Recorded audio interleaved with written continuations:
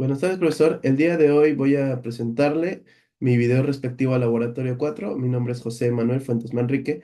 En este laboratorio trabajamos con el motor de rotor bobinado, para el cual realizamos tres ensayos distintos: el ensayo en vacío, el ensayo de rotor bloqueado y el ensayo con carga. Comentando un poco sobre los dos primeros ensayos, para el ensayo vacío fue variar la tensión de alimentación del motor sin conectarle ninguna carga al motor y ir anotando los valores medidos con un Yokigawa. Igualmente, para el ensayo rotor bloqueado, usted, profesor, me apoyó deteniendo la rotación del rotor con las manos. Y luego íbamos variando la tensión de alimentación para obtener las corrientes ¿no? que no se nos solicitan en la gráfica, en este caso ITOF. Está con voltios, ahí hay un error de la gráfica. Pero bueno, y medíamos igualmente los valores con un Yokigawa.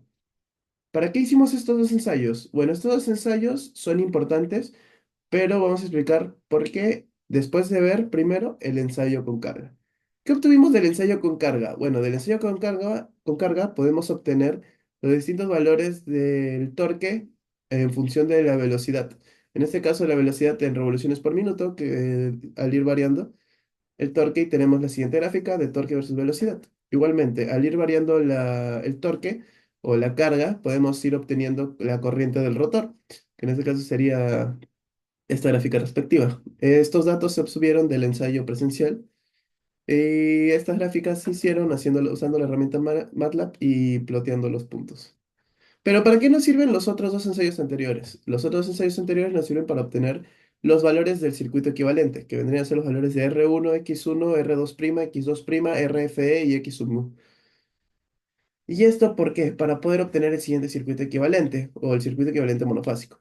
Este circuito equivalente nos va a permitir también realizar las mismas gráficas que hicimos en el ensayo con carga, la carga siendo representada por ese R de prima, y poder obtener la gráfica de corriente versus, de torque versus velocidad y de corriente versus velocidad, pero de forma teórica, los cual vamos a realizar de la siguiente manera. En este caso, la fuente de alimentación sería 220 voltios. Lo que queremos es hallar ese I2', que vendría a ser la corriente del rotor, y ese RD', que si hallamos la potencia de esa resistencia, podemos obtener la potencia mecánica interna, y esa potencia podemos pasarla a torque y así obtener los valores del torque de la corriente I2'.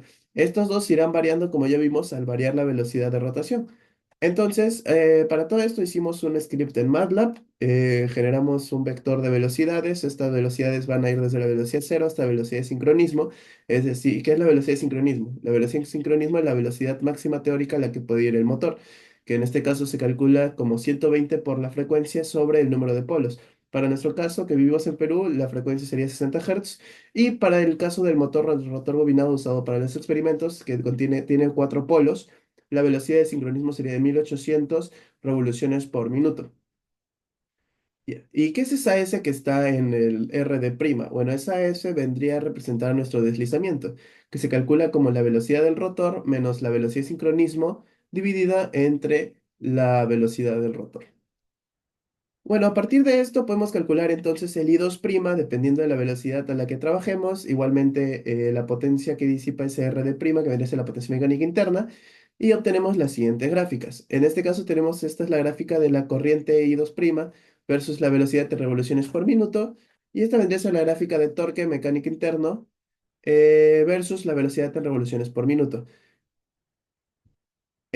Comparando ambas gráficas, bueno, en el caso del experimento en físico, solo pudimos observar velocidades de revoluciones por minuto desde 1767 hasta 1605. En el caso de nuestras gráficas, teóricamente podemos hacer el ploteo o el cálculo desde cero hasta 1800 revoluciones por minuto. Pero comparando las velocidades obtenidas de forma experimental, podemos ver una cierta o una similitud con las gráficas halladas teóricamente. ¿Esto qué significa? Bueno, los resultados obtenidos tanto experimentalmente como teóricamente muestran una coherencia con el comportamiento del motor bajo carga, validando la eficacia del modelo del circuito equivalente. Las gráficas y los datos proporcionados también nos demuestran que a medida que el motor desacelera, el torque aumenta, y lo mismo ocurre con la corriente del rotor.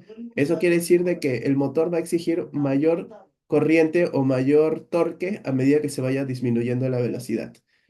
En conclusión, este laboratorio nos permitió realizar un análisis detallado de las características de un motor de rotor bobinado y de las distintas gráficas y componentes que podemos obtener de él. En este caso, calculamos el circuito equivalente mediante los dos primeros ensayos y de ahí pudimos obtener las gráficas de corriente versus velocidad y de torque versus velocidad. Muchísimas gracias.